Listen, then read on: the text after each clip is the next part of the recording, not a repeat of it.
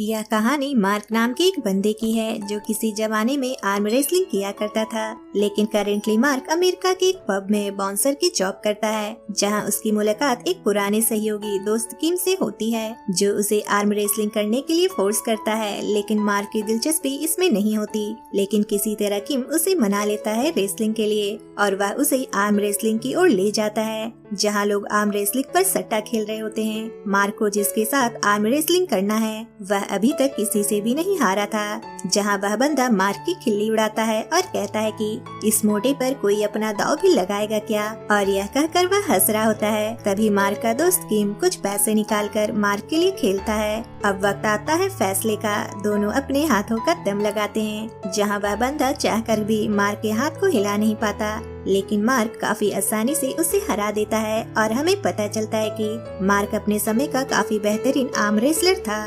किम उस गेम के सारे पैसे जीत जाता है, जहां वह हारा हुआ बंदा किम से पैसे छीनने की कोशिश करता है, लेकिन वह यह बात भूल गया था कि मार्क अभी भी वही है। जिसके बाद मार्क उसकी अच्छे से बैंड बजा देता है, जिस कारण मार्क को उस जॉब से निकाल दिया जाता है, लेकिन उसे जल्दी ही नई जॉब लग जाती है ग्रोसरी स्टोर में, जो सिक्योरिटी गार्ड की होती है, और वह अपना नॉर्मल जीवन जीने लगता है, जहाँ वह लोगों की काफी मदद करता है, लेकिन कभी कभी उसे काफी अकेलापन भी महसूस होता है। एक दिन मार्क को किम का कॉल आता है, जहां वह उसे कोरिया बुला रहा होता है, क्योंकि कोरिया में इंटरनेशनल आर्म रेसलिंग होने वाली है। तभी मार्क अपने दीवार पर लगे मेडल्स को देखता है और वह इस जोखिम को उठाने का फैसला कर लेता है। जिसके बाद मार्क कोरिया पहुंच जाता है, जहां किम उसे रिसीव करता है और उसे रेस्टोरेंट ले जाता है लंच के लिए, जहां वह उसे कहता है कि अब से वह उसका मैनेजर है और सारे बिजनेस से रिलेटेड काम वही संभाल लेगा। लेकिन किम मार्क की बदौलत ज्यादा पैसा कमाने के लिए सट्टेबाजी का रास्ता अपनाने वाला था। टूर्नामेंट से पहले वे लोग सियोल शहर में घूमते हैं। एक जगह बहुत सारी लड़कियां मार्क को घेर लेती हैं कि शायद वह एक सेलिब्रिटी है। अगले दिन वे लोग क्लब जाते हैं, जहां मार्क एक कोने में खड़ा होता है, क्योंकि वह इससे पहले बाउंसर का काम किया करता था, इसलिए उसकी यह आदत अभी तक गई नहीं। और किम मार्क को काफी उदास बैठे देखता है, इसलिए उससे बातचीत शुरू करने के लिए किम कहता है, क्या तुम अपने बायोलॉजिकल पेरेंट्स को खोजना चाहोगे?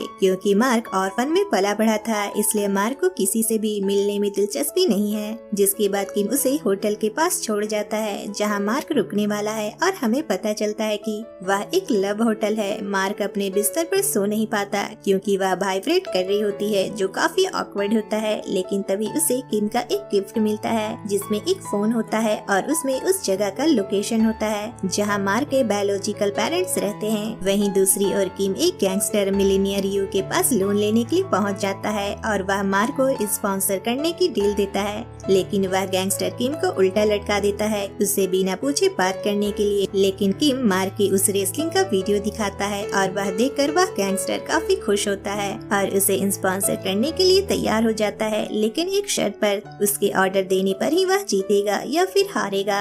दूसरी ओर मार्क उस एड्रेस पे पहुंच जाता है और दरवाजा खटखटाने ही वाला होता है, लेकिन तभी पीछे से दो बच्चे आ जाते हैं, जहां दोनों बच्चे उसके शरीर को देखकर डर जाते हैं कि शायद वह एक मॉन्स्टर है। जिसके बाद मार्क वहां से चला जाता है, लेकिन दोनों छोटे बच्चे अपनी मॉम सुमी को एक अनजान आदमी के बारे में बताते हैं, जो उनके दरवाजे के पास खड़ा था।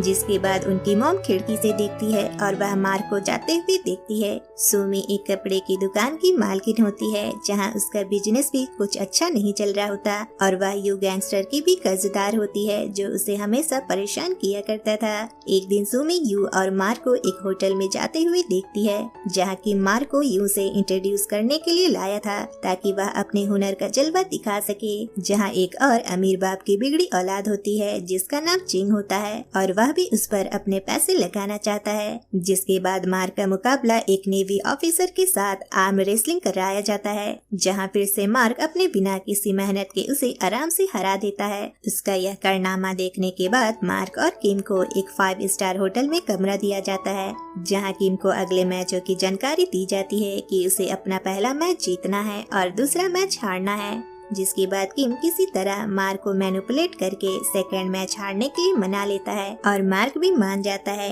दूसरी ओर सुमी के बच्चे पूछ रहे होते हैं क्या वह आदमी दोबारा आएगा, जहाँ सुमी को मार्क का चेहरा थोड़ा जाना पहचाना सा लग रहा होता है। बच्चों को स्कूल भेजने के बाद सुमी अपनी पुरानी तस्वीरें देखती है, जहाँ उसकी मॉम के साथ एक छोटा बच्चा भी होता है। बाहर जाते वक्त फिर से वे बच्चे मार्क से मिलते हैं और जू ही उनसे उसे पुलिस की धमकी देता है कि अगर उसने उसे फिर से अपने घर के आसपास देखा तो वह पुलिस को बुला लेगा। अगले दिन हम कोरिया के नंबर 1 चैंपियन को देखते हैं, जिसका नाम कॉम्बो होता है, जिसे गैंगस्टर यू ने बुलाया था मार्क के एलिबिलिटी टेस्ट के लिए, क्योंकि वह ऐसे ही अपने पैसे किसी पर नहीं लगा सकता था।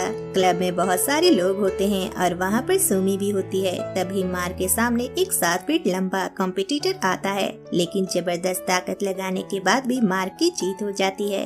यह देखकर कोरिया का नंबर 1 चैंपियन भी हैरान रह जाता है। ब्रेक के बाद गैंगस्टर सुमी को गलत तरीके से टच करता है और यह सब मार्क भी देख रहा होता है। सेकंड मैच स्टार्ट होता है और मार्क को इतना गुस्सा आया हुआ रहता है कि वह हारने के बजाय जीत जाता है। तब यू कहता है कि हमारी डील का क्या हुआ और मार्क कहता है भाड़ में जाओ, जहाँ किम सभी को शांत करने की कोशिश करता है और सिचुएशन संभालता है। मार्क वहाँ से निकल जाता है और किम उसके पीछे जाता है और उससे उसकी डील तोड़ने की वजह पूछता है। तब मार्क बताता है कि वह सुमी को देख रहा था, जिसके बाद किम डायरेक्ट सुमी से मिलने जाता है और उससे मार्क और उसके रिश्ते के बारे में पूछता है। लेकिन तभी गैंगस्टर यू भी वहाँ आ जाता है और दोनों के बीच लड़ाई हो जाती है और इस बीच मार्क भी वहाँ पहुँच जाता है और वह काफी बुरी तरीके से उन गैंगस्टर की पिटाई करता है। जिसके बाद पुलिस मार्क और किम को अरेस्ट कर लेते हैं। जिसके बाद मार्क की पहचान पूछने पर मार्क बताता है कि उसका सामान और पासपोर्ट चोरी हो चुका है फाइट करने के दौरान, और वह खुद को एक आर्म रेसलर बताता है। जिसके बाद सारे पुलिस ऑफिसर मिलके उसके साथ रेसलिंग करते हैं और सभी को विश्वास हो जाता है कि वह एक आर्म रेसलर है, क्योंकि वह सभी को काफी आसानी से हरा देता है।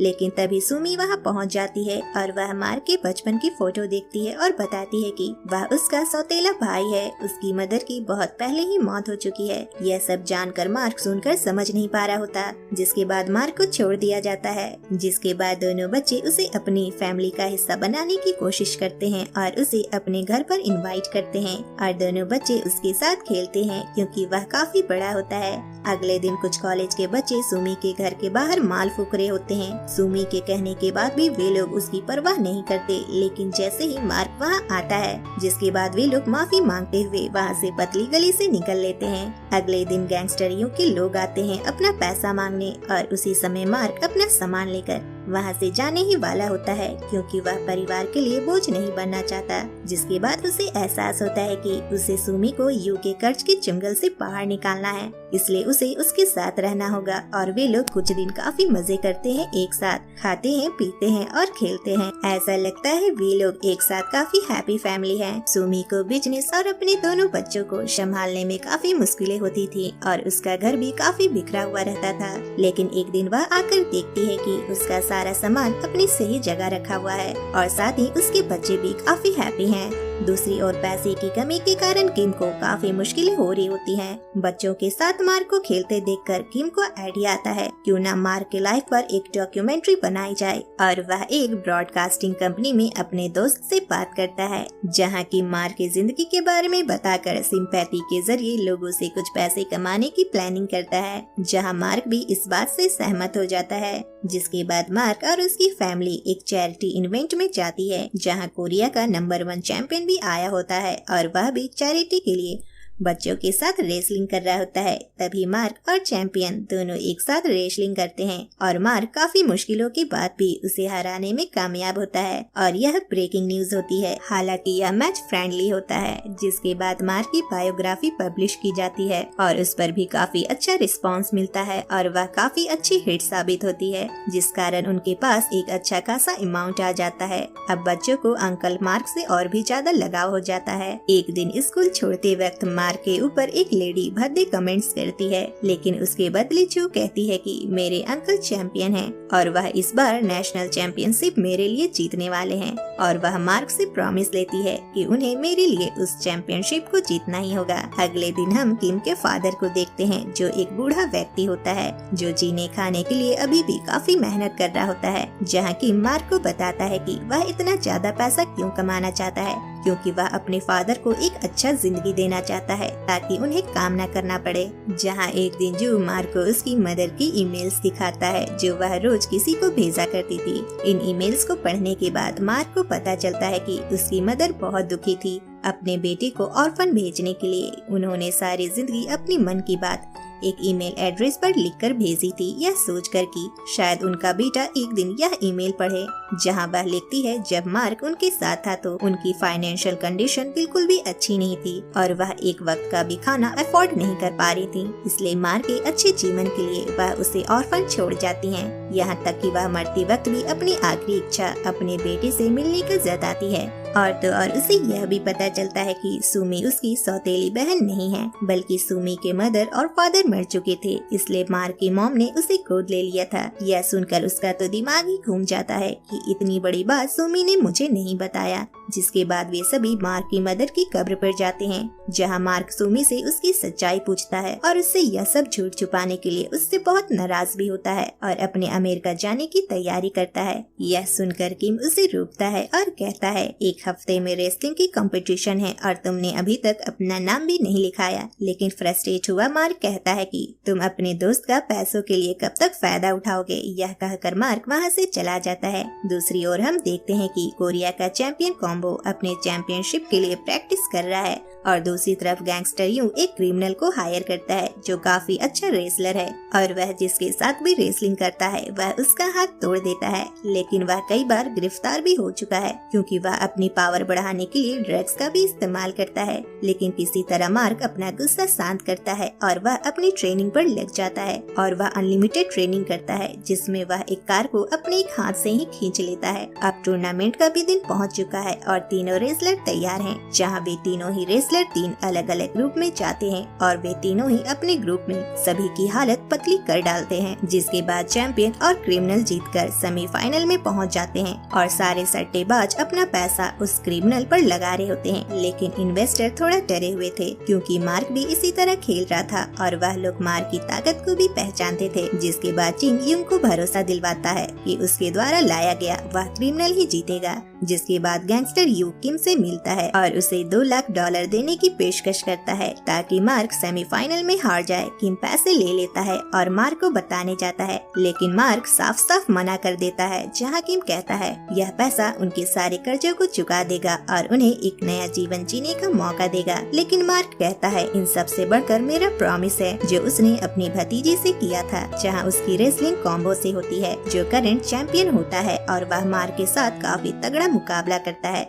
लेकिन आखिरकार मार्क की जीत होती है। मैच खत्म होने के बाद ब्रेक के समय गैंगस्टर किम को बुलाता है और उसकी काफी बुरी तरीके से पिटाई करता है। तभी मार्क वहां आ जाता है और उस गैंगस्टर की पिटाई कर देता है और अपने दोस्त किम की जान बचा लेता है। जिसके बाद किम भी मार्क का साथ देता है और कहता है कि पैसे गए भाड़ में, अब मार्क तुम्हें जीतना ही होगा। अब फाइनल मैच का समय होता है जहाँ वह क्रिमिनल भी अपनी सारी ताकत लगा देता है और मार्क भी अपनी सारी ताकत लगा देता है और यह मैच काफी घमासान होता है, जहां वह क्रिमिनल चीटिंग करता है और मार्क के अंगूठे को मोड़ देता है, जिसके कारण उसका हाथ फिसल जाता है, जिस कारण मार्क के अंगूठे पर चोट लग जाती है। जिसके बाद फिर से उन दोनों को एक और मौका दिया जाता है, लेकिन इस बार वह क्रिमिनल मार्क पर काफी भारी पड़ रहा होता है क्योंकि मार्क के हाथों में चोट लगी होती है और वह हारने ही वाला होता है। लेकिन तभी वह अपनी भतीजी को चीयर्स करते हुए देखता है और उसके अंदर एक ताकत सी आ जाती है और वह एक ही झटके में उस क्रिमिनल के हाथ को मोड़ देता है और उस जीत को अपने नाम कर लेता है। जिसके बाद वहाँ खड़ी सारी पब्लिक चिल्ला उठती है और मार्क का नाम चिल्लाने लगती है और इस तरह कोरिया का नया आर्म रेसलिंग चैंपियन मार्क बनता है। और इसी के साथ ये मूवी की हैप्पी एंडिंग हो जाती है। तो आपको मूवी कैसी लगी हमें कमेंट करके जरूर बताएं और जिन लोगों ने भी चैनल को सब्सक्राइब नहीं किया है तो चैनल को लाइक शेयर सब्सक्राइब करना ना भूलें। मिलेंगे नेक्स्ट वीडियो में, तब तक के लिए बाय बाय।